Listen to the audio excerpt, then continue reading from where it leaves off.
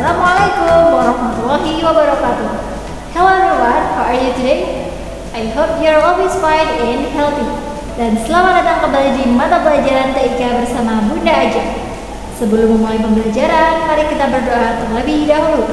Let's start our lesson today with reciting basmalah together. Bismillahirrahmanirrahim. Baik, anak-anakku yang saleh dan salihah, hari ini kita akan belajar tentang teknologi dasar yang melahirkan berbagai aplikasi teknologi. Silakan disiapkan dulu buku tulisnya dan pena untuk mencatat. Sudah siap? Baik, mari kita mulai.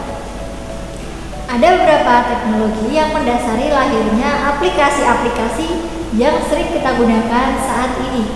Nah, teknologi dasar itu diantaranya yaitu ada machine learning, selain itu ada IoT atau Internet of Things, dan ada computer vision. Nah, selain itu ada juga 5G network dan NLP atau Natural Language Processing. Pada video kali ini yang akan kita bahas yaitu machine learning, IoT, dan computer vision. Nah, mari kita bahas satu persatu. Mulai dari machine learning. Anak-anak sudah tahu apa itu machine learning? Machine learning merupakan salah satu cabang dari artificial intelligence atau kecerdasan buatan yang membuat sistem bisa mengadaptasi kemampuan manusia untuk belajar. Nah, menurut Forbes sendiri, machine learning adalah tren masa kini yang akan terus berkembang dalam paling tidak 10 tahun ke depan.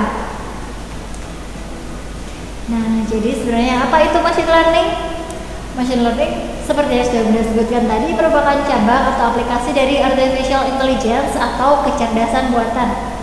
Nah, machine learning ini fokusnya yaitu untuk membuat sistem atau algoritma yang terus belajar dari data dan meningkatkan akurasinya dari waktu ke waktu tanpa pemrograman tertentu. Nah, algoritma atau urutan proses statistik dilatih untuk menemukan pola dan fitur tertentu dalam jumlah data yang besar. Machine learning sendiri bertujuan untuk membuat suatu keputusan maupun prediksi berdasarkan data-data tersebut.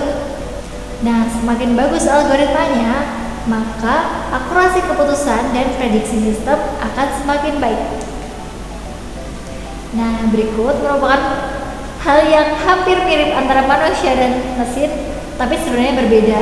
Oke, kalau manusia semakin banyak belajar akan semakin pintar. Kalau mesin yang menggunakan teknologi machine learning, dia akan semakin banyak mengolah data, semakin akurat pula outputnya. Jadi seperti itu. Nah, contoh penggunaan machine learning sendiri yang sering kita tahu yaitu ada asisten digital. Coba anak-anak siapa yang sering menggunakan Cortana di Windows? Atau kalau di smartphone sering menggunakan Oke Google? Nah, hal-hal tersebut merupakan contoh dari machine learning. Selain itu, ada juga iklan internet yang menggunakan machine learning. Contohnya seperti ini. Misalnya Bunda barusan browsing di internet tentang laptop. Mau beli laptop baru ceritanya. Nah, di internet Bunda browsing tentang laptop. Kemudian ketika Bunda membuka sosmed atau sosial media, ternyata iklan yang muncul juga tentang laptop. Nah, jadi algoritma di sosial media itu sudah menggunakan machine learning untuk mempelajari ketertarikan Bunda, yaitu tentang laptop. Seperti itu. Kegunaan machine learning yang lain yaitu pada bidang keuangan digunakan untuk analisis kredit dan algoritma transaksi di pasar saham. Selain itu, untuk pengolahan gambar, machine learning digunakan untuk pengenalan wajah, pendeteksi gerakan, dan pendeteksi objek. Pada bidang otomotif, machine learning digunakan untuk memprediksi jadwal dan kebutuhan pemeliharaan. Selanjutnya, machine learning juga digunakan untuk penentuan harga. Untuk produksi energi dan perkiraan kebutuhan masa depan, kita juga menggunakan machine learning. Nah, selanjutnya juga machine learning digunakan untuk komputasi biologi. Misalnya untuk mendeteksi tumor, penemuan obat, serta pengurutan DNA. Machine learning juga digunakan untuk pemrosesan bahasa. misalnya dalam aplikasi pengenalan suara. Nah, lalu apa perbedaan antara machine learning dan artificial intelligence? Perbedaan pertama yaitu tujuannya. Kalau machine learning tujuannya untuk meningkatkan efisiensi tanpa berorientasi pada kesuksesan. Sementara itu untuk artificial intelligence tujuannya meningkatkan peluang keberhasilan.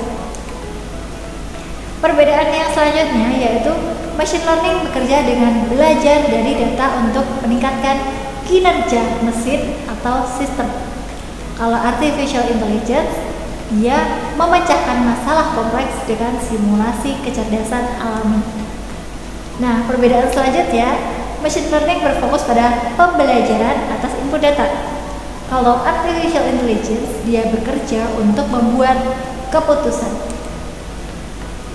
Nah, perbedaan yang terakhir, kalau machine learning mampu membuat algoritma sendiri untuk proses belajar. Sementara itu, untuk artificial intelligence, algoritmanya meniru kemampuan manusia dalam hal respons dan perilaku untuk sistem. Nah, itu tadi tentang machine learning. Selanjutnya, kita akan membahas tentang Internet of Things atau IoT. Internet of Things merupakan jaringan fisik atau things yang dipasang dengan menggunakan sensor, software, dan juga teknologi lain dengan tujuan agar bisa terhubung dan menukarkan data antar divisi dan sistem lain yang menggunakan internet. Ada beberapa unsur IoT, di antaranya yang pertama ada sensor, yang kedua koneksi, setelah itu ada pengolahan data, dan ada user interface atau UI. Mari kita bahas satu persatu. Yang pertama yaitu sensor. Nah, sensor ini tugasnya untuk mengumpulkan data dari lingkungan benda. Contoh datanya bisa berupa data lokasi, suhu, atau tanggal. Misalnya seperti ini contohnya. Sensor akan mengumpulkan data pukul berapa kita bangun, lalu menyalakan mesin pembuat kopi. Karena sensor tahu bahwa kalau kita bangun biasanya langsung bikin kopi. Nah, kemudian unsur yang kedua yaitu koneksi. Setelah sensor tadi mendapatkan informasi, lalu informasinya dikirimkan. Dikirimkannya biasanya menggunakan Wi-Fi, Bluetooth, atau koneksi yang lain.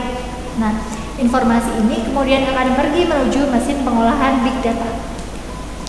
Selanjutnya yaitu pengolahan data. Nah, informasi kita tadi akan diolah menjadi hasil. Misalnya seperti ini, lampu yang menyala otomatis pada jam pemilik rumah pulang. Misalnya Bunda Ajeng pulang ke rumah pukul 6 sore, maka lampunya akan otomatis menyala, seperti itu. Nah, yang keempat yaitu user interface atau UI. Nah, user interface ini sendiri merupakan langkah terakhir pada IoT. Contohnya seperti ini. Misal, kita sedang tidak berada di rumah, sedang keluar rumah. Kemudian rumah kita kemasukan pencuri atau maling. Maka sistem keamanan yang ada di rumah akan mendeteksi adanya pencurian. Nah, kemudian sistem yang menggunakan IoT ini akan mengirimkan notifikasi ke HP kita dan kita jadi tahu ada pencurian. Jadi kita bisa segera mengambil tindakan. Contohnya seperti itu. Nah, berikut ada beberapa industri yang menggunakan IoT. Yang pertama ada manufaktur, otomotif, transportasi dan logistik, retail, dan sektor publik. Pada industri manufaktur, IoT digunakan untuk pemeliharaan proaktif dalam peralatan ketika sensor device mendeteksi adanya kegagalan. Pada industri otomotif sendiri, sensor juga mampu mendeteksi kegagalan peralatan pada berbagai kendaraan yang sudah terdapat di jalan dan mampu memperingatkan pengemudi secara detail. Pada bidang transportasi dan logistik, setiap armada mobil, kapal, truk, hingga kereta api yang membawa inventaris bisa dialihkan dengan berdasarkan kondisi cuaca, ketersediaan moda transportasi, atau ketersediaan pengemudi kendaraan. Selanjutnya pada bidang retail, IoT digunakan untuk mengelola inventaris, meningkatkan pengalaman belanja pelanggan, memaksimalkan supply chain, dan juga meminimalisir biaya operasional perusahaan.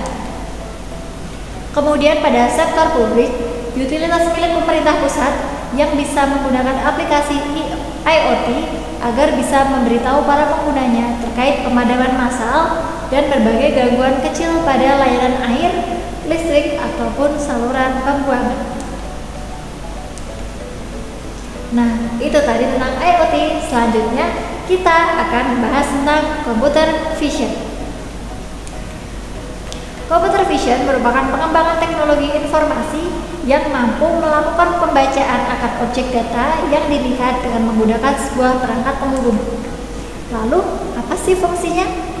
Nah, yang pertama yaitu mendapatkan informasi yang lebih jelas. Dengan menggunakan computer vision, maka penangkapan dari objek yang dilihat akan mampu dilakukan dengan kemampuan menajamkan sasaran objek. Contohnya, penggunaan kamera yang memungkinkan dapat melihat atau menangkap sebuah objek secara jelas dan detail. Selanjutnya yaitu untuk peningkatan kualitas gambar. Penggunaan computer vision juga membuat gambar yang diambil menggunakan kamera menjadi jauh lebih jernih, karena di dalamnya ada yang dinamakan dengan image processing. Nah, dengan menggunakan sistem image processing ini, kemungkinan banyaknya noise yang ada pada gambar bisa lebih dikurangi. Selanjutnya, computer vision juga dapat menganalisis. Nah, computer vision juga dapat menganalisis proses selanjutnya. Bisa itu untuk disimpan secara otomatis ataupun mendapatkan perintah selanjutnya sesuai dengan keinginan. Misalnya, barcode yang ada pada sebuah label ketika dilakukan scan, maka akan memunculkan perihal data apa saja yang ada pada objek tersebut. Misal, label makanan, pada label tersebut akan tercantum nama barang dan juga data lain seperti harganya berapa, diskonnya, lalu juga tanggal kadaluarsanya. Nah, inilah yang dinamakan penganalisa akan data dari objek.